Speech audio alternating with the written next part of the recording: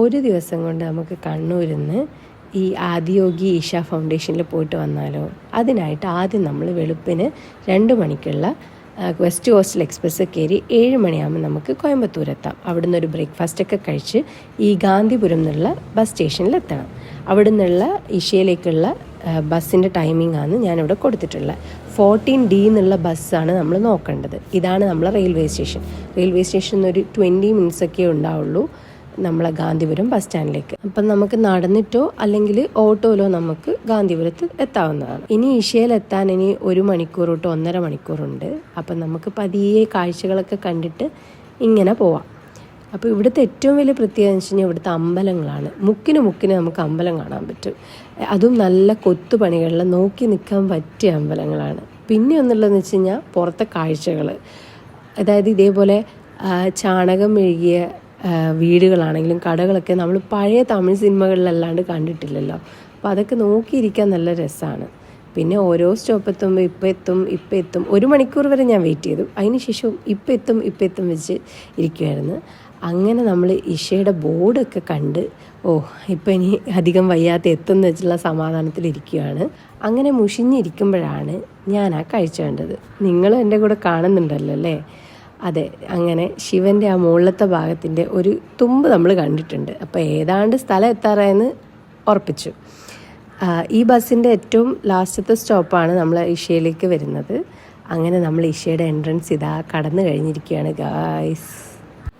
ഇവിടുന്ന് നമ്മുടെ സ്റ്റാച്യൂവിലേക്ക് കുറച്ച് നടക്കാനുണ്ട്. പിന്നെ ഞാൻ പൊതുവേ ഒരു മടിച്ചായതുകൊണ്ട് തന്നെ ഞങ്ങൾ കാളവണ്ടി പോകാമെന്ന് വെച്ച്. അതും നമുക്കൊരു പുതിയ എക്സ്പീരിയൻസ് ആണല്ലോ. അതൊരു 10 രൂപ എന്തോ ഉള്ളൂ. അങ്ങനെ ഞങ്ങൾ കാളവണ്ടി കയറി സ്റ്റാച്യു കാണാൻ പോവുകയാണ്. ഹൈലി മൊബൈൽ റെസ്ട്രിക്റ്റഡ് ആയിട്ടുള്ള ഈ നാഗ കവാടത്തിൻ്റെ ഉള്ളിലാണ് നമുക്കുള്ള സ്റ്റേയും അതേപോലെ ധ്യാനലിംഗ, ലിംഗഭൈരവി ടെമ്പിൾ, ചന്ദ്രകുണ്ട്, സൂര്യകുണ്ട് ആൻഡ് നാഗശ്രീ എന്ന് പറഞ്ഞ കാര്യങ്ങളൊക്കെ ഇരിക്കുന്നത്. ഇഷ എന്ന് പറഞ്ഞാൽ ബേസിക്കലി ഒരു യോഗ സെൻ്ററാണ്. അതിൻ്റെ ഒരു പാർട്ട് മാത്രമാണ് ആദിയോഗി എന്ന് പറഞ്ഞിട്ടുള്ള സ്റ്റാച്യു. നിങ്ങൾക്കിവിടെ സ്റ്റേ ഒക്കെ വേണമെന്നുണ്ടെങ്കിൽ ഒരു 1 മന്ത് മുമ്പേ ബുക്ക് ചെയ്ത് ഓൺലൈൻ ബുക്ക് ചെയ്താൽ മാത്രമേ നമുക്ക് ഇവിടെ സ്റ്റേ ചെയ്യാൻ പറ്റുള്ളൂ. അതേപോലെ തന്നെ നിങ്ങൾക്കൊരു 1 ഡേ ഫുൾ ഇവിടെ സ്പെൻഡ് ചെയ്യണമെന്നാണെങ്കിൽ അത് ആ നാഗ കവാടത്തിനുള്ളിലൊക്കെ കയറിയിട്ട് നിങ്ങൾക്ക് കണ്ടിട്ട് വരാവുന്നതാണ്. മൊബൈൽ റെസ്ട്രിക്റ്റഡ് ആണെന്നാണ് അറിയാൻ കഴിഞ്ഞത്. ഇനി അങ്ങനെ ഞങ്ങൾ കുറേ നാളത്തെ ആഗ്രഹത്തിനൊടുവിൽ ഞങ്ങളിങ്ങനെ കാളവണ്ടി കയറി പതിയെ ശിവൻ്റെ ആ പ്രതിമേൻ്റെ അടുത്ത് എത്തിക്കൊണ്ടിരിക്കുകയാണ്. ഇപ്പം ഏകദേശം ഒരു 11:30 സമയമായിട്ടുണ്ട്. ഞങ്ങൾക്ക് പറ്റിയ വലിയൊരു അബദ്ധം എന്ന് പറയുന്നത് ഇവിടെ എത്തിയ സമയം നട്ടുച്ച എന്നുള്ളതാണ്.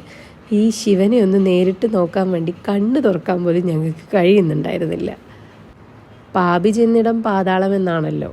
ഞങ്ങളുടെ കാര്യത്തിൽ അത് വളരെ ശരിയുമായിരുന്നു. പക്ഷേ ഞങ്ങളങ്ങനെ വിട്ടുകൊടുക്കാൻ ശ്രമിച്ചിട്ടില്ല. ഈ പാതാളത്തെ ഞങ്ങളങ്ങ് ദേവലോകമാക്കി. അതിനൊരു പ്ലസ് പോയിൻറ്റും കണ്ടെത്തി. കാരണം ഈ ടൈം ആയതുകൊണ്ട് തന്നെ ആൾക്കാർ വളരെ കുറവായിരുന്നു. അതുകൊണ്ട് ഞങ്ങൾക്ക് എങ്ങനെ വേണമെങ്കിലും റീലെടുക്കായിരുന്നു. വൈകുന്നേരം ആകുമ്പോഴേക്കും ആൾക്കാർ തിങ്ങിക്കൂടും എന്നുള്ളത് കൊണ്ടും ഈ മോർണിംഗ് വ്യൂവിലുള്ള സ്റ്റാച്യുവിനെ കിട്ടില്ല എന്നുള്ളത് കൊണ്ടും ഞങ്ങൾ ആവോളം റീൽസ് എടുത്തു. കഴിഞ്ഞ് ഞങ്ങൾ അവിടുന്ന് തന്നെ ഫുഡ് കഴിച്ചു. തൈര് സാദാണ് കഴിച്ചത്. ആ വെയിലത്ത് അവിടെ നിന്നിട്ട് ഇനി വലിയ കാര്യമില്ല എന്നറിയുന്നുണ്ടും രാത്രിയാണ് ഇനി ഷോ ഉള്ളത്. അതുകൊണ്ട് തന്നെ നമ്മളിനി അതിൻ്റെ അടുത്തുള്ള ചിത്തിരച്ചാവടി അണക്കെട്ട് പോയിട്ട് വരാമെന്ന് വിചാരിച്ചു. തൊട്ടടുത്തായതുകൊണ്ട് തന്നെ ബസ്സിലോ ഓട്ടോയിലോ നിങ്ങൾക്ക് പോയിട്ട് വരാവുന്നതാണ്. നല്ല പൊരി വെയിലാണ് ഇവിടെയും. അങ്ങനെ അണക്കെട്ടെത്തി നോക്കുമ്പോൾ ഞങ്ങൾ ശശിയായി ഗായ്സ്. അണക്കെട്ടിൽ വെള്ളമില്ല. ഇതാണ് അണക്കെട്ട്. അങ്ങനെ മൂഞ്ചിയ മുഖവുമായിട്ട് തിരിച്ചു വരുന്ന ഞങ്ങളെ നിങ്ങൾക്ക് കാണാം. മൺസൂൺ സീസണിലൊക്കെയാണ് നിങ്ങൾ പോകുന്നതെങ്കിൽ എന്തായാലും പോയി കാണുക. ഇതാണ് ഞാൻ പറഞ്ഞ ആ ഫോട്ടോസ്. ഈ ഫോട്ടോസ് കണ്ടിട്ടാണ് ഞാൻ അവിടെ പോകാൻ നിന്നത്. ഇനി നമുക്ക് മരുതമലയെന്ന് പറഞ്ഞാൽ മുരുകൻ ടെമ്പിളിലേക്ക് പോവാം.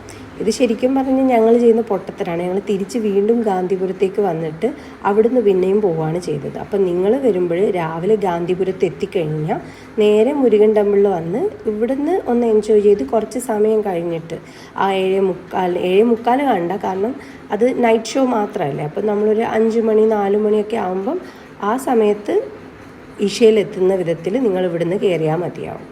അപ്പം ടെമ്പിളിലെ വഴിയോര കാഴ്ചകളാണ് നിങ്ങൾ കാണുന്നത്. നല്ല ഭംഗിയാണ് ഓരോ കാഴ്ചകളും കണ്ടിങ്ങനെ നടക്കാൻ വേണ്ടിയിട്ട്. മുകളിലെത്തുന്നതിന് നമുക്ക് 2 വഴികളാണുള്ളത്. ഒന്ന് ബസ് വഴി നമുക്ക് പോവാം, അതേപോലെ തന്നെ സ്റ്റെപ്പ് കയറിയിട്ട് നമുക്കിവിടെ എത്താവുന്നതാണ്. ഈ തമിഴ് പാട്ട് പറഞ്ഞിട്ടുള്ള അതേ മരുതമലയിലാണ് നമ്മൾ വന്നിട്ടുള്ളത്. ഇനി നമുക്ക് ഇവിടുന്ന് തിരിച്ച് ഗാന്ധിപുരം പോയിട്ട് അവിടുന്ന് എന്ത് ചെയ്യാം, പിന്നെ നൈറ്റ് ഷോ കാണാൻ വേണ്ടിയിട്ട് പോവാം. അങ്ങനെ വീണ്ടും ഞങ്ങൾ ഇഷയിൽ തിരിച്ചെത്തി ഗായ്സ്. നല്ല മേഘങ്ങളൊക്കെ ആയിട്ട് ഇപ്പം ശിവനെ കാണാൻ കുറച്ചും കൂടെ ഭംഗി തോന്നുന്നുണ്ടല്ലേ. നേരത്തെ കുറച്ച് റീൽസ് എടുത്തുകൊണ്ട് തന്നെ ഇപ്പോൾ ഒന്ന് കയറി പ്രദക്ഷിണമൊക്കെ വെച്ചു. അപ്പം നിങ്ങളെല്ലാവരും വിചാരിക്കുന്ന കാര്യം, ആ വെയിലത്ത് വരേണ്ട വല്ല ആവശ്യം ഉണ്ടായിരുന്നോ, ഈ സമയമാകുമ്പോൾ എത്തിയാൽ പോരേന്നായിരിക്കും.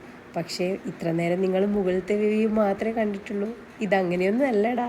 ദേ താഴെ നിൽക്കുന്ന ഇത്രയും ജനങ്ങളുടെ ഇടയ്ക്കൂടെയാണ് ഞങ്ങൾ മുകളിലത്തെ വ്യൂ മാത്രം എടുത്ത് നിങ്ങളെ കാണിക്കുന്നത്.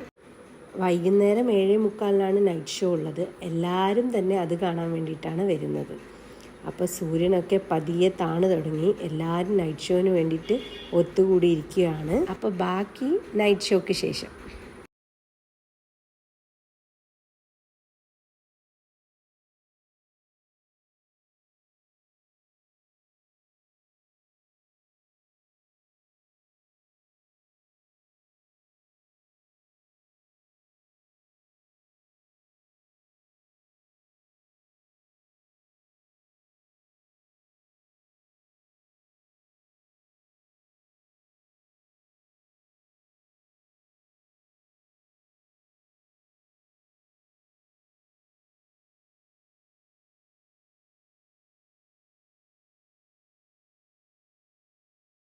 അങ്ങനെ ലൈറ്റ് ഷോ ഒക്കെ കഴിഞ്ഞ് 8:30 ഇവിടുന്ന് ഗാന്ധിപുരത്തേക്ക് ബസ്സുണ്ട്. 9:30 ആകുമ്പോഴേക്ക് നമുക്ക് ഗാന്ധിപുരം എത്തി. പിന്നെ 11:45 നമുക്ക് തലശ്ശേരിയിലേക്ക് ട്രെയിനുള്ളൂ.